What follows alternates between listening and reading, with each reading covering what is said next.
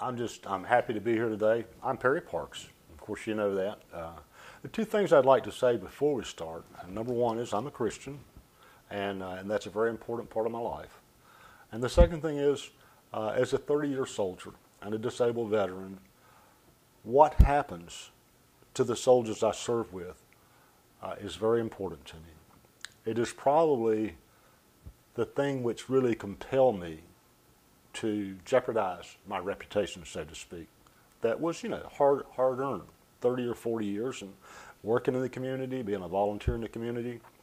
But I was sitting in church one night, and we're reading in Acts, and I know this is not religious, but Peter's talking to the Jews, and he said, it's you who crucified him, you and your leaders, even though you did it in ignorance. And for some reason, my soul was jarred, because I had begun to recognize that when I retired from the military and was being treated by Duke Pain Clinic, someone told me that marijuana would provide the same relief. And I really didn't believe it. I thought it was an old crutch people used. And so I began experimenting with it, and Duke was okay. They had me down to level 1 or level 2 pain, but with the cannabis, I found no pain. I basically operate pain-free. To recognize that and not tell people about it is not right. Each church has a goal of seeking the truth. And when the truth is somewhat controversial, then it takes a deep prodding to give up your personal safety to speak out on this issue. But the first thing was, if it's true, then I have an obligation as a Christian to speak about it, because we're seeking truth. And when you consider this truth affects people's health, it becomes even more important.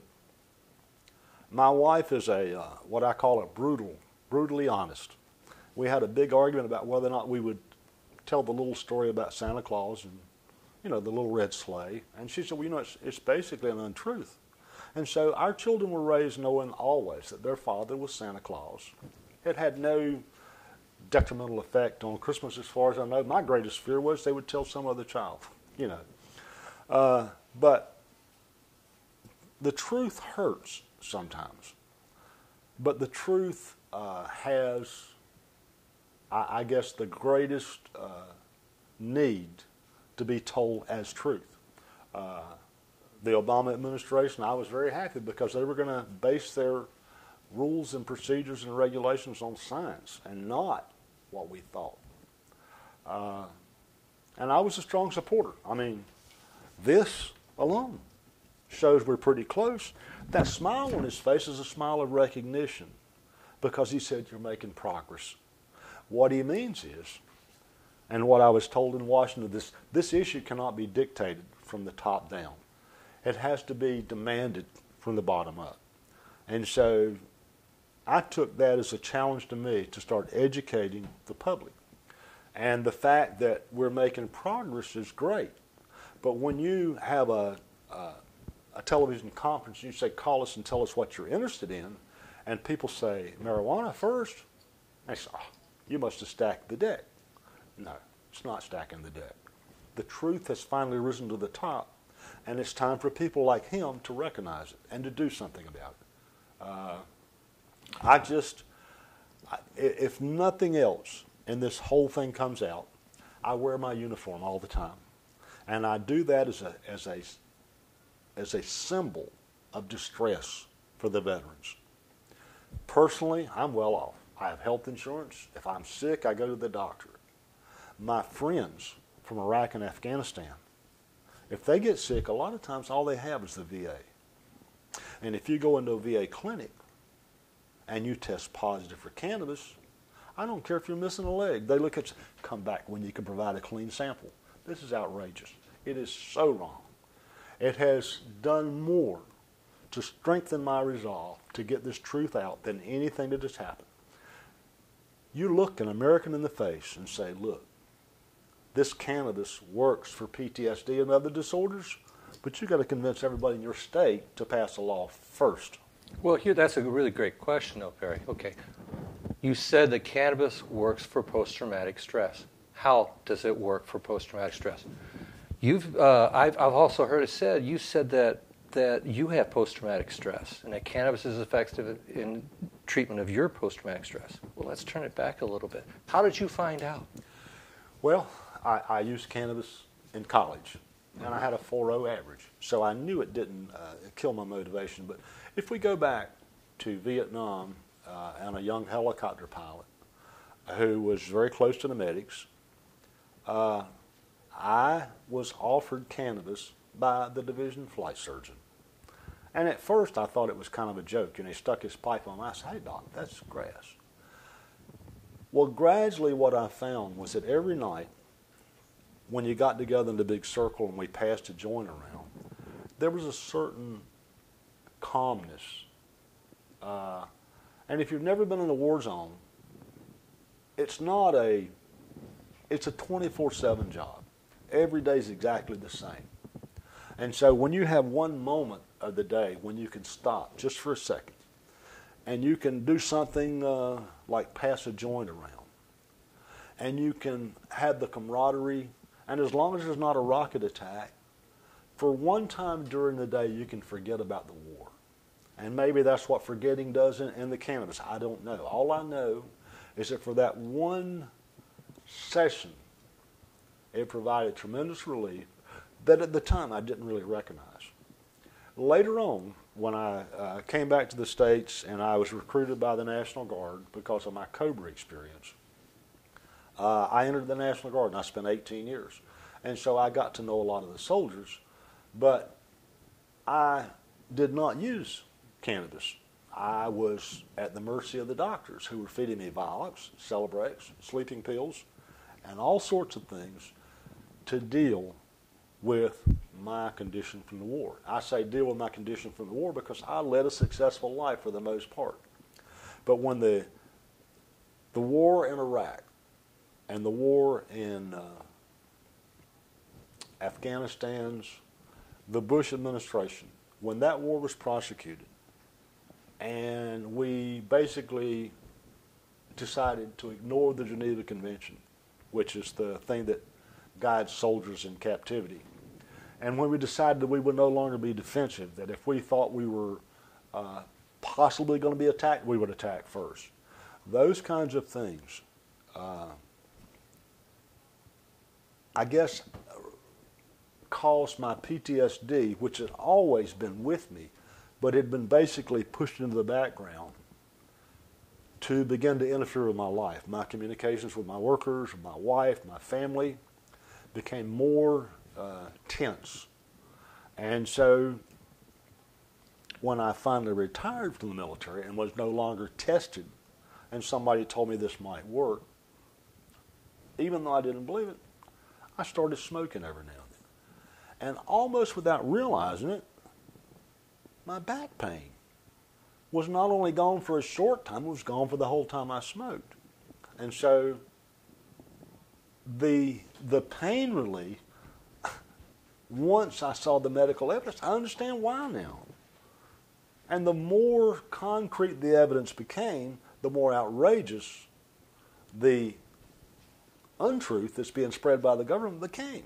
I mean, if you learn something and it's different from what you thought it was, then you need to act on that and not say, well, people wouldn't believe this, and go back to the old policy. You know, I think it's really important that people really have an understanding of what post-traumatic stress is.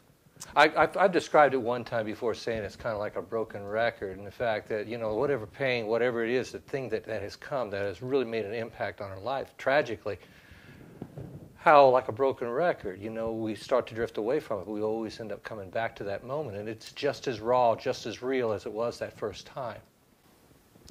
The PTSD has been, for me, probably the greatest help, because before, when I was actually becoming physically physically reacted with my family to the point of arguing and almost to coming to blows. All of that when I was taking narcotic medications and sleeping pills to sleep, COX-2 inhibitors, Lorcet, just anything. And it really just masks the pain. You take one and you feel okay for a while, but then the pain comes back. With the cannabis, it's different. It's like you're able to reprocess memories, and you begin to understand that, look, everybody's this way. They don't like to kill people. I mean, in World War I, they had a really difficult time making people actually shoot at somebody.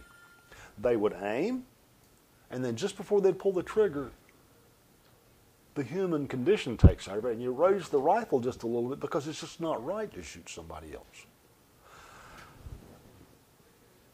Soldiers, and I said this in The Good Soldier, have to be trained to kill someone. You have to condition them, and the way they did it was with the pop-up targets. In World War I, they used bullseye targets, and so when you put the human face in the torso, the person couldn't shoot. So what they did is they went to a pop-up target, which is a human silhouette, and not only that, they gave you a shortened time period to fire. They say, okay, you're going to have 2 pop-ups, and you only got 5 seconds to make a decision. So as soon as it pow, pow, you shoot both of them. And so pretty soon it becomes a reaction. It's automatic. And so when a man pops up at you, pow, you shoot him. That act of killing is immoral. I don't care what reason it's done for. If it's a policeman shooting a robber, if it's a soldier shooting another soldier, it causes harm to the brain. Because you know in your heart it is not right to kill another human being. And yet, you have to be conditioned to do that, and then you have to be conditioned to put up with it. Look what we have in Afghanistan and Iraq right now. We have soldiers coming back by the thousands whose brains are screwed up because they've been asked to kill people. They've been asked to kill women and children because sometimes in a war, things get so screwed up. So look, you either kill the child or the child kills you. And so I don't care how you package that, it causes problems. And if smoking a joint can relieve that problem, when I asked the Democrat, I said, look, if I tell you that it makes me feel better after what I've been through, that should be enough. But no, you wanted medical evidence. When the medical evidence came out supporting the use of cannabis for a number of conditions, chronic pain, PTSD in New Mexico, all I had to do was look at myself. How am I coping now with my family, and how was I coping on the narcotics? There is no comparison. None. The only thing I suffer now is rage because of the truth that is not being, it should be broadcast from the top of the mountain. Hey, this can make a soldier feel better. No, we prefer to put him in jail. The Good Soldier had 5 veterans, World War II, the Gulf War, 2 from Vietnam, and 1 from Desert Storm. And what the filmmakers wanted to find out was, well, exactly what happens to a person when they go in the service and they go into a combat zone and then they come home. And that was the purpose of The Good Soldier. And I think if you look, you will see in The Good Soldier the evolution of PTSD and why it becomes such a problem. What they are doing now is feeding narcotics to the soldiers. The soldier in the New York Times who died was taking 7 different narcotics. And he died from the interaction between them, not overdosing. If we put that in the New York Times, and we know we're killing the soldiers with narcotics, and we have a safe medicine that we now know, we know how it works, and we understand some of how the medication itself works. People are so conditioned that as soon as you mention the word marijuana, they cut it off. They don't listen.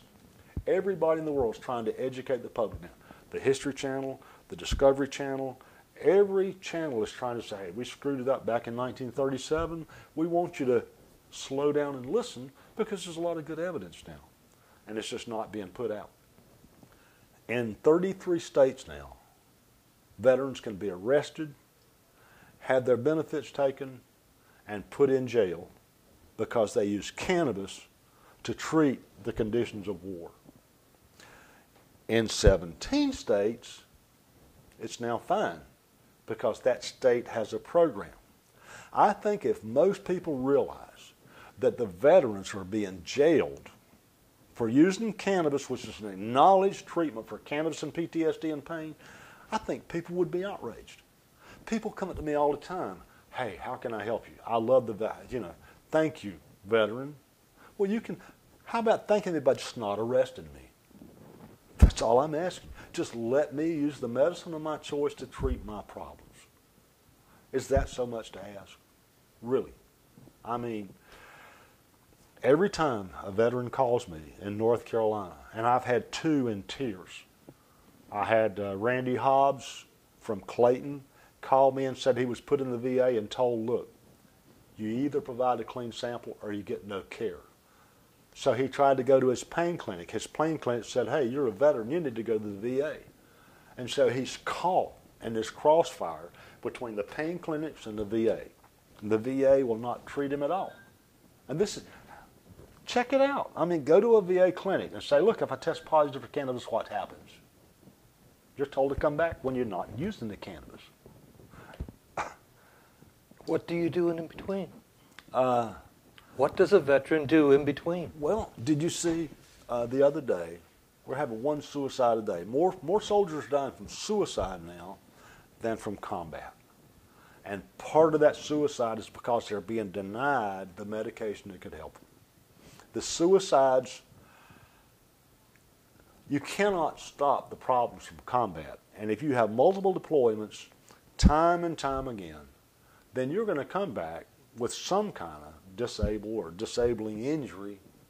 And the choice of how to treat that should be the veteran's, along with his doctor's recommendation or whatever it requires. It should not be dictated by the state I live in. I mean, I told Congressman Senator Kay Hagan, I said, look, a veteran in Iraq gets hit by an IED, causes a brain injury. The medic comes running up, hey, soldier, where are you from? I'm from Rhode Island. Oh, praise the Lord, man. You can try to use cannabis. The medic comes running up, IED, hey, soldier, where are you from? I'm from North Carolina. Oh, man, I'm sorry, they're going to arrest you and put you in jail. How can that be allowed in the United States of America? That a veteran in combat's treatment is dictated by where he lives. You know, and in the progressive states, everybody is more open to the truth. In this state, North Carolina, almost everything is done by rumor and rumor mill and mistruths and the political money. The pharmaceutical industry, the alcohol industry, all the people who would lose are going to fight it. They don't care about the veteran. They care about the dollars, the money. And from what I've seen in this whole battle, that is the problem. It's the money. It's the money on both sides. The prohibition side, the lawyers, the doctors, the medics, the policemen, they get their cash. The cartel side, they make theirs from being illegal and charging the higher prices. And so who's caught in the middle? The soldier, the patient, the veteran. They're the ones caught between this greed on both sides of the money pillar. And it causes distrust, it causes dysfunction in our government, and it causes the greatest harm is to the veteran, who's denied the opportunity to treat himself because of where he lives. I had a legislator tell me, you need to move to another state. I was born in this state. I grew up in this state. I went to school in this state. I served my country from this state.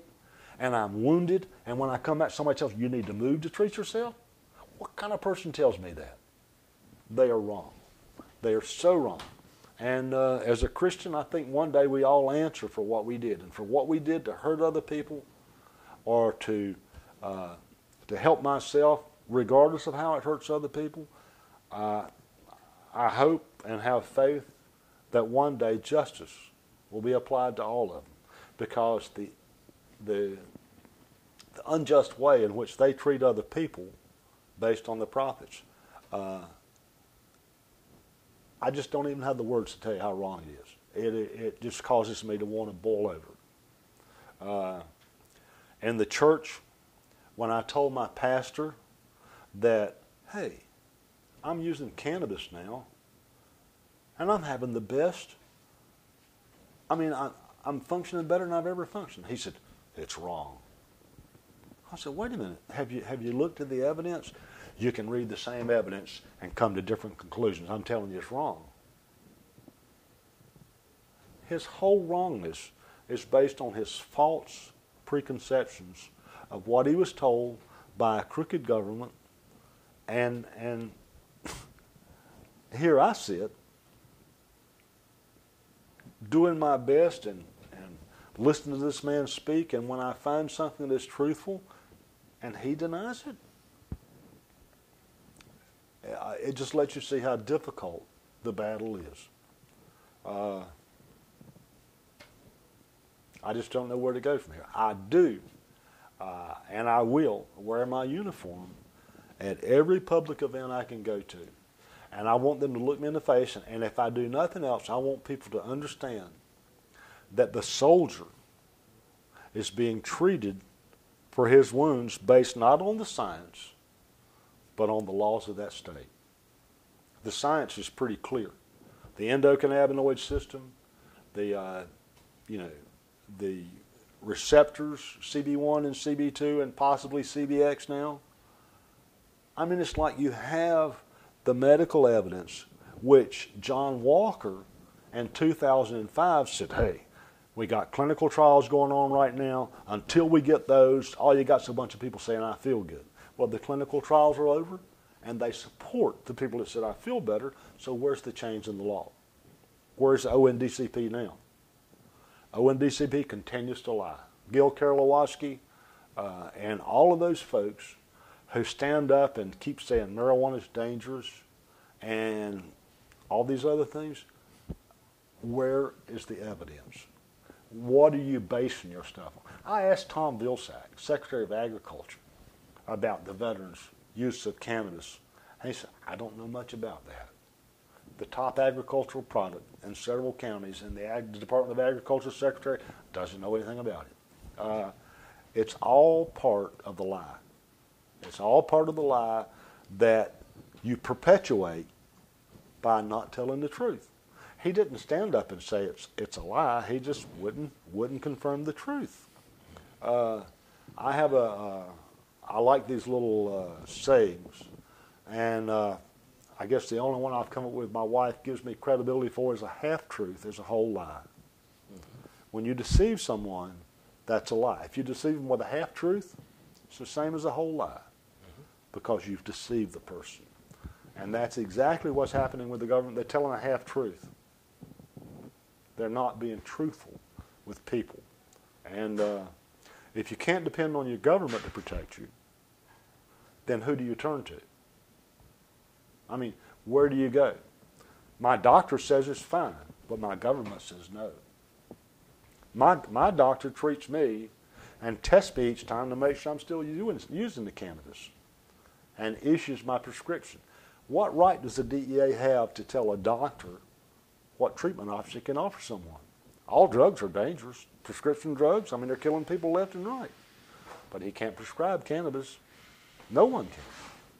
I guess if there was some way, when people say, how does marijuana treat PTSD? PTSD is the cumulative effects of living in the combat zone and killing people and other acts that are just too, they're hard to even talk about.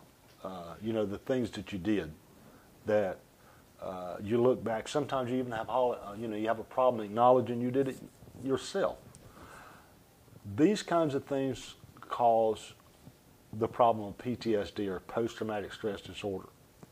I cannot tell you exactly how it works, but I can tell you that since I retired and began to use the cannabis, I no longer have this edge, this always ready to just strangle somebody. It makes you more we call it laid back. You know, when I sit down and I inhale the cannabis, I feel a sense of relief. And I don't know if that's physically because of the medicine or simply because in the combat zone, that was the one time when I did feel the sense of peace. And the attitude among the soldiers almost changes. It changes from a shoot everybody up to a peaceful circle where nobody's being shot.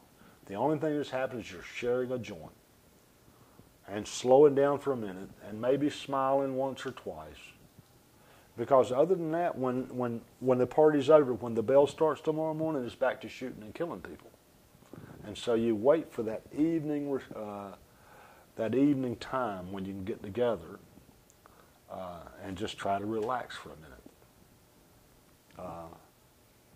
I can tell you that from the bottom of my heart, I will continue to use cannabis from now on, and I don't care who knows it.